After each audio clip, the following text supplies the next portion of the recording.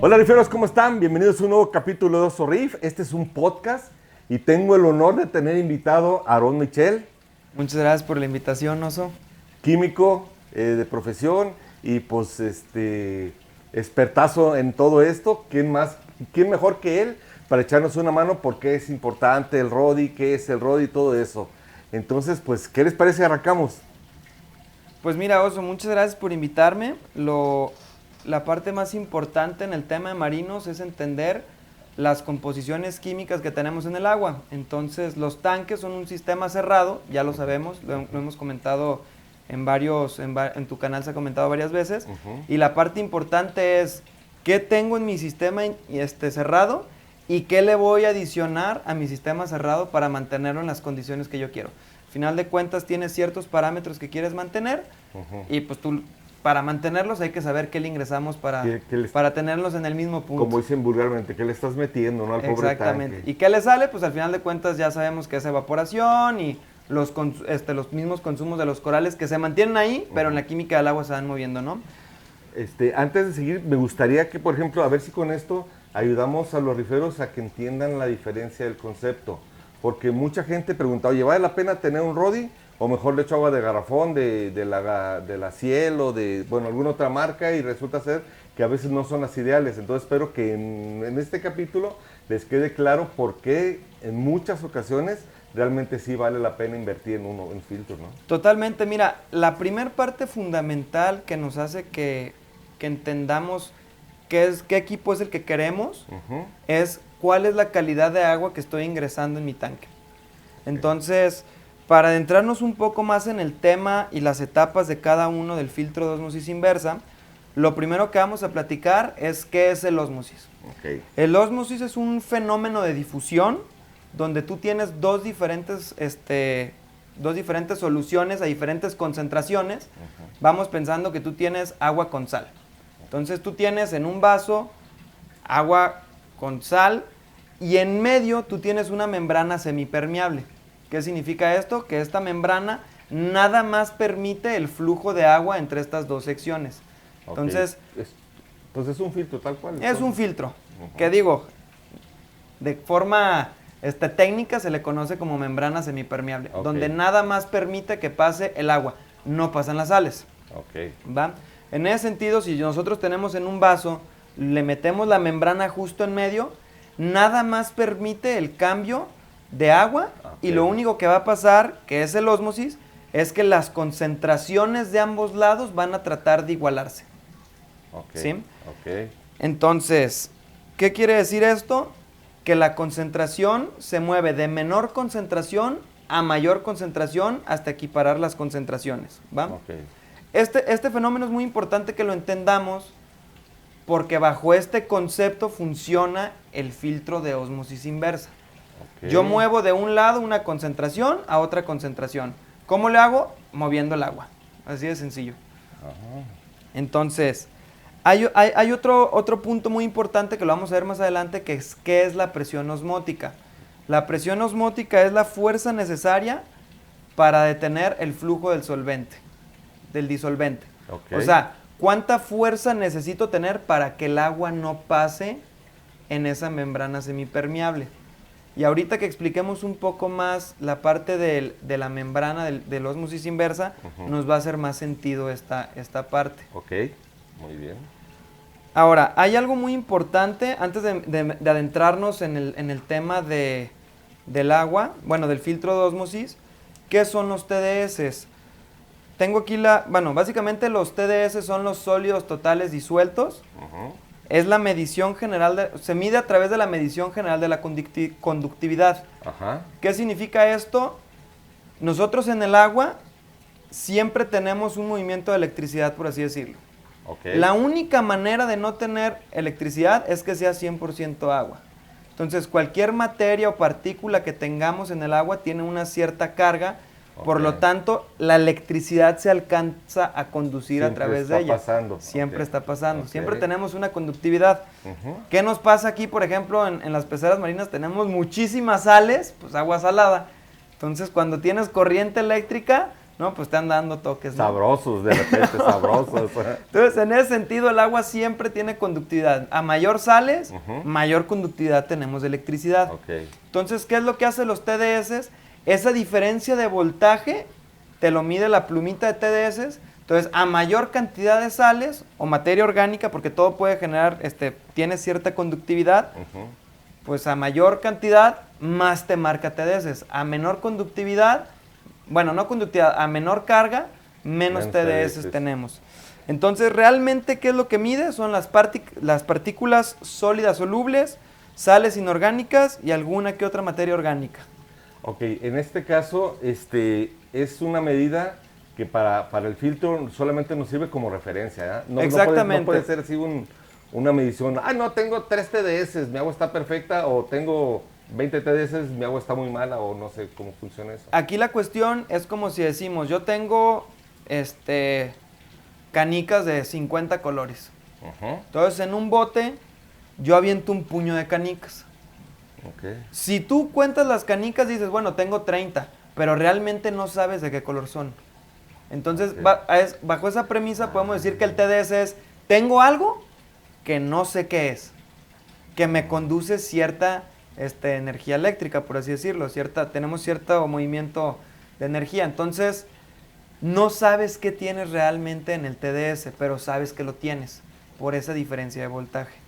Oye, ahorita me salió una pregunta, por ejemplo, yo puedo medir mi agua con, 3 TDS y tener fosfatos en el agua. Sí puedes, que no, porque al final de cuentas todas las partículas tienen una carga. Entonces eso hace que sí tengas esos picos de voltaje. O sea, no necesariamente van a ser nutrientes los que tengo ahí, o sea, pueden, bueno, si nutrientes... Más bien no sabes qué es lo que tienes. Okay. Esa es la parte importante. Pero la pregunta es, ¿vale la pena analizar mi agua, o sea, elemento por elemento para saber qué es lo que realmente contengo? Pues probablemente un análisis de eso te salga exageradamente caro. Entonces, en la carrera en la que yo estudié, muchas veces, pues sí, tú puedes separar muchísimas cosas, pero la pregunta es, ¿qué tanto quiero gastar para hacerlo?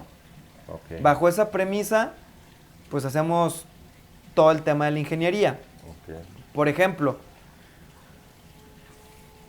tú haces tus pruebas del tanque todos los días. Bueno, vamos pensando que lo haces una vez a la semana, ¿no? Que es lo normal. Sí. Y tú dices, ¿cuáles son los componentes principales que quiero medir? Bueno, en este caso calcio, carbonato. Calcio, carbonato, KH, la salinidad, sí. Y pues la temperatura, si no se me blanquearon, ¿verdad? O sí, pH. Sí. Si tú quieres profundizar más, ¿qué haces? Pues mando una prueba ICP. La pregunta es, ¿cuánto me cuesta uno? ¿Cuánto me cuesta el otro?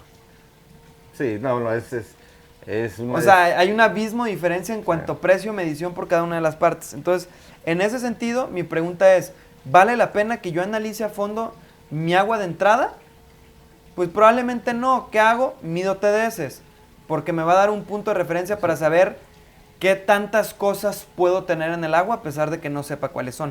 Ok, es pura referencia entonces. Es pura referencia. Y luego, por ejemplo, bueno, supongo que no he hecho la prueba, pero me imaginé, o sea, yo puedo probar TDS en el agua del filtro saliendo y el medidor me va a dar cierta cantidad, pero por la misma densidad que tenemos de cosas adentro, si yo meto aquí me va a mandar un número estratosférico, ¿no? Porque hay muchísimas materias. Tú tienes muchas sales, o sea, si tú metes una pluma de TDS no sirve aquí... para nada, digo, para si alguien lo intenta, pues le va a mandar un número que es pues irreal, no, o sea, no he hecho la prueba, pero me gustaría hacerle, es interesante. A ver ¿Cómo me cambiaría el TDS en función de un sistema con alcalinidad baja o un sistema con alcalinidad alta? Que probablemente tendría que tener alguna diferencia. Okay. O sea, digo, la mayor cantidad de TDS que tenemos, pues es el cloruro de sodio, ¿no? La sal. Sí, o sea, es la parte más representativa del tanque. Que sí debería medirte un nivel estratosféricamente alto. Numerote, ¿verdad? Sí. Pero no sé, y sería interesante hacer la prueba, cómo cambiaría si yo le pongo, o sea, un tanque con un DKH de 7 a un tanque con DKH de 10. De 10. Probablemente sería diferente, con un TDS mayor. Ok, estaría interesante, lo planeamos. Pero bueno, el TDS a grosso modo es un punto de referencia para saber qué tipo de calidad de agua entrada tengo. O sea, hay lugares donde, sobre todo en las zonas metropolitanas o residenciales, donde el valor de TDS probablemente sea mucho mayor, porque el agua está procesada, clorada y tiene un cierto tratamiento y probablemente el agua es más dura. Entonces, en ese sentido, el TDS te tiene que dar mayor. Esto es importante para tu valor de referencia de entrada. Ok. ¿Va? Siguiendo esto, ya entramos un poco en la parte de qué es el filtro de ósmosis inversa y cuál es una de sus etapas. La primera parte es la etapa de sedimentos. Okay. La etapa de sedimentos básicamente elimina las partículas de tamaño grande, o sea, ¿qué quiero decir con esto? Todos los lodos. Por eso se le llama sedimentos. Creo que son 5 micras, ¿no? Con las que recomiendan. Bueno, las que vienen los filtros. Sí, hay de micra, o sea, hay hasta diferentes tipos de micrajes. Okay. Pero realmente el propósito del filtro de sedimentos es eliminar las partículas grandes que nos pueden dañar la membrana. Es quitarle chamba también a la membrana. Bueno, exactamente. Okay. Y no necesito mucho trabajo para hacerlo. Okay. O sea, simplemente es un filtro, como vamos pensando, como el de las cafeteras, que detiene el grano del café, ¿no? O bueno, el café molido, sí. Y lo que hago es retenerlas. Okay. ¿Por qué se le llama filtro de sedimentos? Porque si yo agarro esa agua, la dejo estática, debería de generarse un sedimento en el fondo, que básicamente podrían ser los lodos. Entonces, en ese sentido, por eso se le llama filtro de sedimentos, porque debería haber una sedimentación. Y sí, o sea, cuando quitas la copa muchas se veces ve amarillo. Para cambiar, sí. O hay veces que hasta se ve abajo un poquito de lodo, hay que lavar bien el portacartuchos. Exactamente, que eso es lo que hace, retirar partículas de tamaño grande. La segunda etapa que tenemos es la parte del carbón activado. Ajá. Esta parte también es muy importante para cuidar nuestra membrana a la hora de ingresarle el agua. Ok, ¿sí? Para darle más vida a la membrana. Exactamente. Okay. Elimina materiales orgánicos, olor, color y sobre todo el cloro. El cloro es dañino para nuestra membrana. Por lo regular las membranas están hechas de celulosa y el cloro puede ser un agente oxidante y puede dañar nuestra membrana. Entonces, en ese sentido es muy importante el carbono activado para prolongar la vida de nuestra membrana. La membrana básicamente vamos pensando, es un enmallado con poros muy pequeños, donde si le metemos el cloro, esos poros se pueden abrir. Y si se abren, pues ya no nos filtra. Se acabó el trabajo. Sí. Exactamente. Entonces, en ese sentido, necesitamos cuidar nuestra membrana con el carbón activado. Muy bien. ¿Alguna duda hasta ahorita?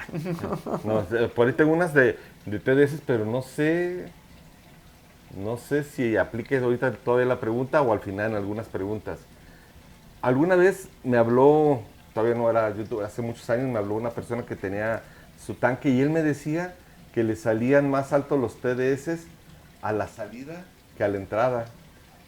Y alguien lo escuché después, pero no sé si eso pueda ser posible. No, no creo. No, ¿verdad? No creo. Ahorita en la parte de la membrana vamos a entender por qué no. Ok, muy bien. Ahí te va. La membrana, pues ya te comenté, generalmente está hecha de celulosa. Y la parte, volviendo al tema de la presión osmótica, el filtro de ósmosis inversa se llama filtro de ósmosis inversa porque es el proceso inverso al proceso osmótico. Ok. ¿Qué significa esto? Tú, en vez de menor concentración, llevar a mayor concentración para equiparar las concentraciones, refiriendo al agua, porque el agua se mueve de un lado a otro. Ajá. Y lo que hacemos es equiparar las concentraciones. Ajá. Aquí lo que hacemos es presionar el agua para que a través de la membrana retiremos esa solución que tenemos. ¿Sí me explico? De hilo de inverso. Por eso es el proceso inverso. A ver, esto déjame imaginármelo. Usualmente tengo el vaso y tengo el filtro en medio y de un lado le echo un agua no tan limpia. Un agua con mayor concentración de sales, vamos a llamarle así. Y la otra súper pura. Entonces lo que va a hacer naturalmente es moverse de la parte menos concentrada a la más pura. Y se va a igualar, ese es el proceso Sí, o sea, hay que osmótico. equiparar concentraciones, es correcto. Ese es el proceso osmótico. Ok, y que dice, aquí estás empujando al revés. Aquí lo que yo estoy haciendo es, tengo una entrada de agua con una concentración y lo que quiero es nada más retirar el agua. Ok. Entonces, ¿qué hago? La presiono para que o sea, la parte de concentración que tengo no se vaya junto con el agua. De ahí la importancia de la bombita que tiene que tener exactamente. presión. Lo que yo hago es presionar, necesito generar mucha presión. Entonces, en ese sentido, por eso el ósmosis siempre tiene una parte de rechazo. Porque, como yo mencionaba aparte, ¿qué tanto queremos gastar para qué tanto queremos limpiar? A mayor presión, limpiamos más el agua y deberíamos de tener menos rechazo. Pero la pregunta es, ¿vale la pena hacer el super gasto para meter muchísimo más presión y tener menos, un agua más limpia? Pues realmente no. Por eso el filtro de ósmosis inversa nos genera un cierto rechazo, porque es imposible limpiar al 100% el agua. Entonces, tú tienes una entrada y en esta entrada lo que hago es presionar lo más que pueda el agua para que nada más salga agua. Que tampoco es posible porque por ahí se va a colar ciertos elementos. Ahora, si hay partículas de tamaño menor al tamaño del agua, se van a ir dentro del agua. ¿Cómo las detienes, no? Sencillamente. Entonces, ahí estábamos platicando en otra ocasión que había un cuate que tenía un agua tan dura que tenía que tener 3 filtros de ósmosis para poder limpiar su agua. Así le llegaba de la calle. Entonces, yo les decía, imagínense el gasto, porque al final de cuentas, meter agua es un gasto. O sea, te cuesta. Estábamos pensando que te lo venden por litro. Que digo, no lo sientes tanto como si agarrar un agua de garrafón, porque, pues digo, del residencial te cobran mucho menos el litraje de agua. Pero vamos pensando que tú tienes que hacer 10,000 litros diarios de agua. Pues meter agua es un gasto, ¿sí? Hay que visualizar el agua como un gasto. Como te cuesta, pues, al final de cuentas. Es un recurso.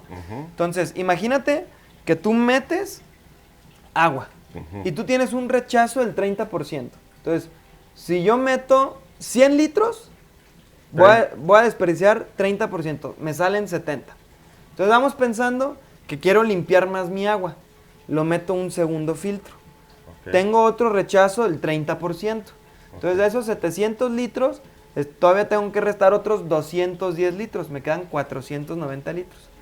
Entonces, esos 490, si los meto a otro filtro de ósmosis, tengo otro rechazo del 30%. Sí, cada vez voy limpiando más mi agua. La limpio menos.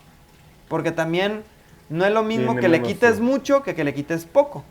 Entonces, de esos 490 litros que me quedan, si le quito otro 30%, pues estoy eliminando como otros 30 litros. Entonces, bueno, no, otros 120 litros, perdón. Entonces, ¿cuántos litros ya me quedan? Nada. Pues como 360. Entonces, yo empecé con 1000 y terminé con 300. ¿Cuánto te cuestan? Entonces, en esa parte pasa muchísimo que veo en los foros y en los grupos, no, es que yo tengo un filtro de ósmosis, en vez de 5 etapas lo tengo de 10 porque tengo doble membrana y porque tengo 4 de resinas y porque le metí el pulidor y porque le metí esto. Y mi pregunta es, ¿realmente te conviene gastar tanto para limpiar tu agua? Esa es la pregunta que nos tenemos que hacer. Y sí, exactamente. Y sí. Oye, otra cosa, antes de movernos de aquí, ahorita que hablamos de rechazo. Bueno, yo aquí, por donde tengo colocado el filtro, estoy muy lejos de, por ejemplo, mi aljibe o del jardín. Bueno, el jardín sí está medio cerca. ¿Esa agua se puede usar para mandar a los jardines o para mandar a...? ¿El agua de rechazo? Sí. Sí, definitivamente sí se puede usar. O el aljibe, digo, finalmente se va a diluir entre los baños y todo eso. De preferencia hay que ponerlo en un lugar donde no nos pueda generar sarro. Porque esta agua está mucho más cargada de sales porque es el agua de rechazo. Acuérdate que tú tratas de sacar el agua lo más limpia posible. Y el agua que resta tiene que cargar lo que no se llevó el agua limpia. ¿Y las plantas pueden usar eso aunque esté esa rosa? Generalmente sí. Al jardín, pues. Sí, no debería generar ningún problema. O puede ser agua quizás para lavar. O puede ser agua quizás para los baños. Eso estaría ideal. Porque para los baños no te genera, no te tapa nada. Y no pasa que quede una marquita ahí abajo, por el sarro. Probablemente, pero como siempre estás usando el baño, pues no le veo gran problema. Pero en la regadera, pues ahí sí luego te tapa. Y sí. Y tienes un agua mucho más dura y luego el cabello, tu esposa te va a reclamar porque lo va a tener así tieso. Sí, porque yo no puedo hacer ningún reclamo. ¿Yo qué? Muy bien, ok. Muy bien, pues, ¿cómo ven? Sigamos. Bueno, después de ahí la parte, que más dudas le entran a todos son las famosas resinas. Porque digo, todo el mundo tiene casi siempre las mismas etapas en el filtro de ósmosis. Y en las resinas es donde hay muchísimas preguntas. Muchísimas preguntas. Entonces, en ese sentido, hay 2 ramas de resinas. ¿va? Que son las que generalmente se usan, bueno, hay más ramas, por así decirlo, de intercambio iónico nomás hay dos, que son las que vamos a mencionar en este momento, que es la resina aniónica y es la resina catiónica. Okay. Y de estas dos hacen una mezcla que es la resina mixta. Okay. Pero cada una tiene dos tipos de resinas, ¿va? O sea, la resina aniónica tiene dos tipos de resinas y la resina catiónica tiene dos tipos de resinas. Okay. ¿Va? A grosso modo, ¿qué son las resinas? Hacen un intercambio iónico y eliminan iones en el agua, ¿va? ¿Qué significa esto? Hay partículas con cargas positivas, hay partículas con cargas negativas, ¿va? Okay. Nomás pensémoslos que hay dos tipos de partículas en el agua. Una me elimina un cierto tipo de partícula, otra me elimina el otro tipo de partícula. Por cargas las atraen. Exactamente, hay una atracción. El otro día estuvo interesante porque nos preguntaron, o me preguntaron, que si tenía que tener presión la resina. Ajá. Porque una persona comentó que usaba agua de garrafón. Ajá. Y que él nada más le conectaba una tapa de resina aniónica. Ajá. Y que la misma bombita con la fuerza que jalaba, ajá, pasaba esa agua por la resina y ya. Y me dijeron, oye, ¿realmente necesita presión? Pues no necesita presión, porque el proceso osmótico, ya mencionamos que sí necesitas generar una presión. ¿Y en este caso no? En este caso no. El puro flujo del agua, digo, puede que sea un flujo menor, un flujo mayor, hay una resina que necesita menor flujo, pero para el flujo normal que manejamos, a la hora de que pasa el agua, hace ese intercambio iónico que buscamos. Luego son chorritos, ¿no? Probablemente se quede el agua mucho tiempo en la resina, si tenga más tiempo de absorber y luego se sigue moviendo. Pero yo no le veo gran problema porque de todos modos tu filtro de ósmosis no trabaja diario y ese tiempo que se está estático es exactamente lo mismo. El mismo, ok. Ahora, estas resinas, a la hora de que hacen un intercambio iónico, pues vamos pensando que tú tienes un puntito y ese puntito ya se llenó de la partícula que eliminamos. Ajá. Pues poco a poco toda la resina se va llenando de esa partícula y al final de cuentas se satura y ya no funciona, ya no genera ese intercambio iónico. Okay. O sea, puede hacer cambio uno a uno, por así decirlo. Te vuelven a crecer los TDS teóricamente. Y te vuelven a crecer los TDS porque no estás eliminando esas partículas cargadas que tenemos. Okay. Entonces, en ese sentido, por eso hay que estar cambiando. Ya a nivel industrial, lo que puedes hacer es regenerar esa resina. ¿Las meten al horno? ¿Qué les hacen? Digo, anteriormente... No, les pones... Tiene mucho que ver con el pH, el tema de las resinas, ajá, y lo que haces es meter un aditivo para regenerarlo, ¿no? Ok. O sea, básicamente como limpias... No es un limpiado, pues, pero vamos pensando que haces suelte, un limpiado de la resina para regenerarla, ¿no? Ok, muy bien. Pero digo, aquí como somos mortales en el tema del agua, pues no. Básicamente son resinas desechables. Cambia la resina, ¿no? Exactamente. Ah, muy bien. Ahora, yéndonos un poco al tema de las resinas, la resina aniónica lo que hace es eliminar aniones y hay dos tipos de resinas, base débil, base fuerte, que tiene que ver mucho con el pH, ¿va? Okay. Las resinas catiónicas tienen ácido débil, ácido fuerte. Okay.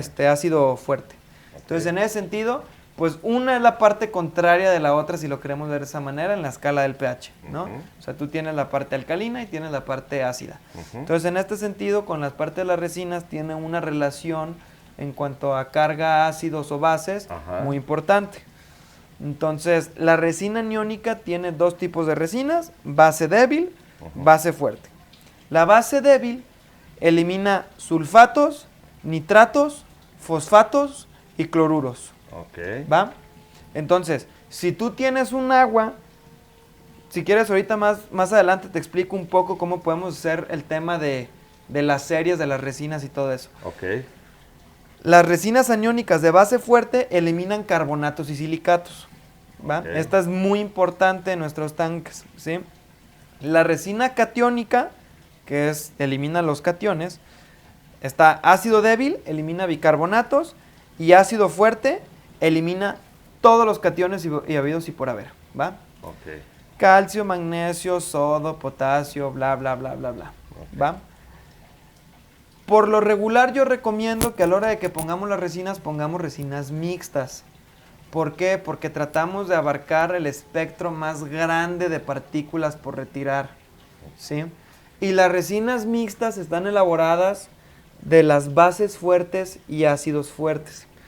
¿Qué significa esto? Que con estas resinas mixtas eliminamos carbonatos, silicatos, calcio, magnesio y todos los cationes pues, que ya hemos mencionado. Fosfatos. Entonces, yo casi siempre pregunto, ¿cuál es la parte más importante que nos interesa eliminar del agua a la hora de ingresarlo? ¿Por qué no agarramos agua de la llave? Está cargadísimo en silicatos y para empezar... Porque no queremos silicatos para que nos salgan algas y la estética del tanque la hacemos fea, ¿no? Sí, Entonces, en sí, ese sí. sentido, claro, métele, pero resina mixta para que te elimine todos los silicatos que tengas. Fíjate que tenía una pregunta por ahí. Yo ahorita como tengo mi composición de mi filtro, es aniónica, catiónica y mixta, o sea, metí los 3 pasos porque alguien lo recomendó así. Sería mejor tener, si yo quisiera que salga súper limpia, 3 de mixta o para que tarde más en cambiar las resinas. No, al final de cuentas, cuando tú tienes las 3, recordemos que la mixta tiene nada más base fuerte, ácido fuerte. Ok. Entonces, el espectro de base débil, ácido débil, no lo estoy cubriendo. Si yo lo quiero cubrir, si es que lo necesito, repito, porque pasa muchas veces, no hagan el gasto si no lo necesitan. Okay. Si lo necesito porque, oye, ¿sabes que el agua me está saliendo con muchísimos nitratos y fosfatos? Pues métele base débil, que serían una resina aniónica.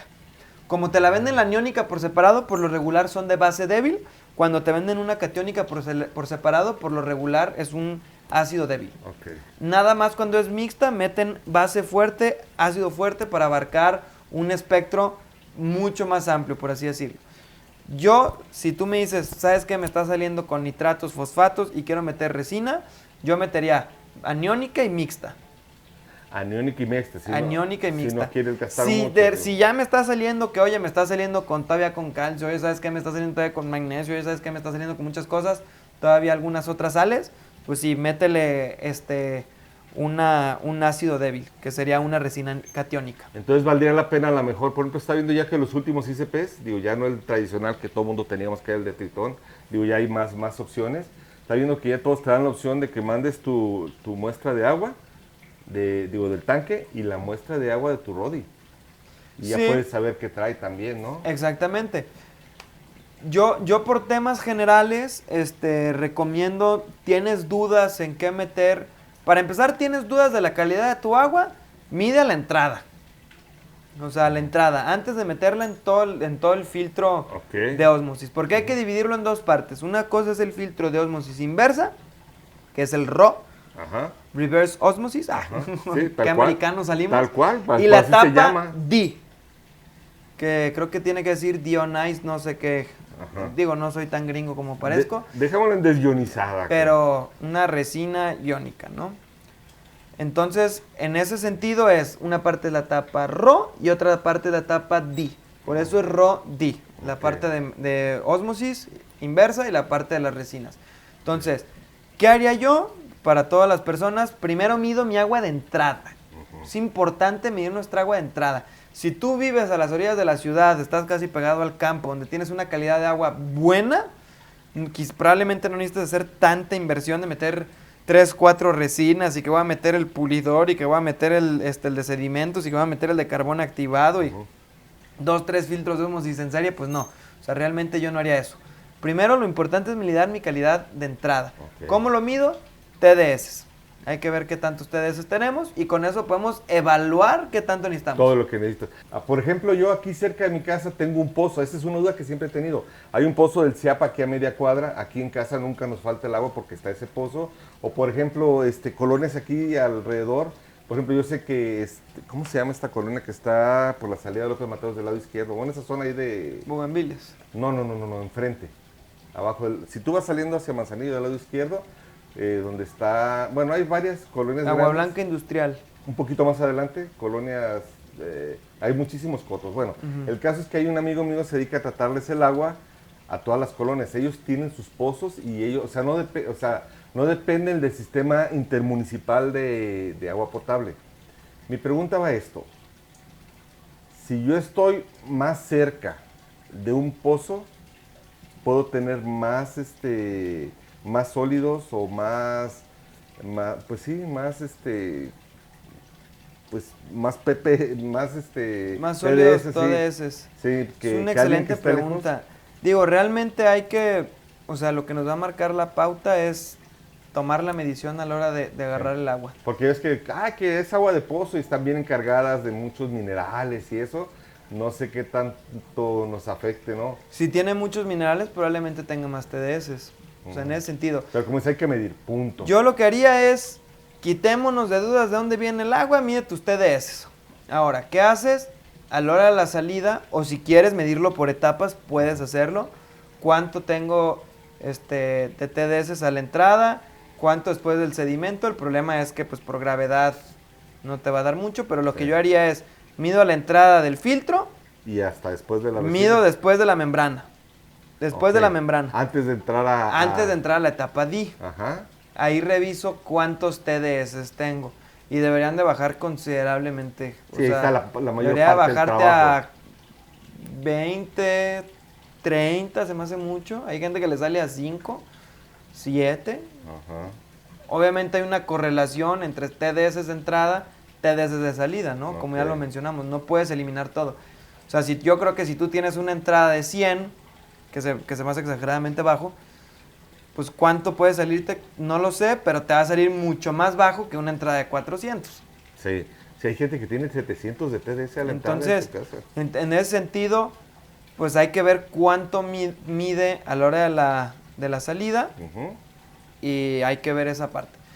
Y hay que ver en cuánto entra la etapa D, que ya es la salida de tu etapa, de tu ósmosis, de tu RO, y en cuánto te sale en la etapa D. Ahora, si tienes muchas dudas, puedes medirle nitratos fosfatos para ver si es que quedan y le puedes agregar una resina aniónica. Fíjate que yo... Pero yo empezaría con la mixta. Yo curiosamente cuando empecé con las resinas de la parte D, porque muchos años tuve mi filtro nada más el puro RO, pero empecé a tener problemas con fosfatos. De hecho, todavía los ando arrastrando, a lo mejor lo que metí por todo ese tiempo. Y me di cuenta que los fosfatos estaban altísimos. Entonces ya metí primero la aniónica, que era la que encontré, y aún así seguían saliendo los fosfatos altos hasta que metí las demás, ya bajaron ya casi a cero.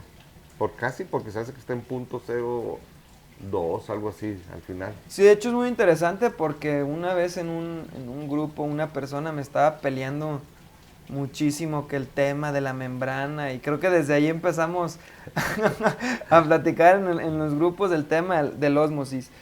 Mi sugerencia es, gente, pueden analizar su agua una 2 veces, no hay problema, no se enganchen siempre en el número.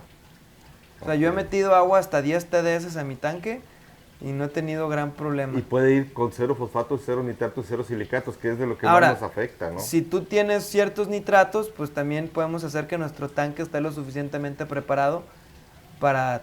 Digo, importa mucho la calidad de agua de entrada. La mera, tú sí metías unos fosfatos... sabrosos. Que ni te imaginas, ¿no? Sí, creo que pero 1 o 2. Si te salen fosfatos muy bajos, despreocúpate. O sea, en ese sentido... las mismas resinas, el robo y esas cosas, se encargan de acabar con esa chamba. O el mismo proceso biológico de los peces va eliminando esa parte. O sea, si tú tienes fosfatos bajos, la verdad yo ni me preocuparía en ese sentido. Sí. Pero, digo, hay de niveles a niveles. ¿A qué voy con este comentario? ¿Tú te acuerdas? En ese grupo estaban peleando que no, quiero 0 fosfatos y 0 nitratos en la entrada de mi agua.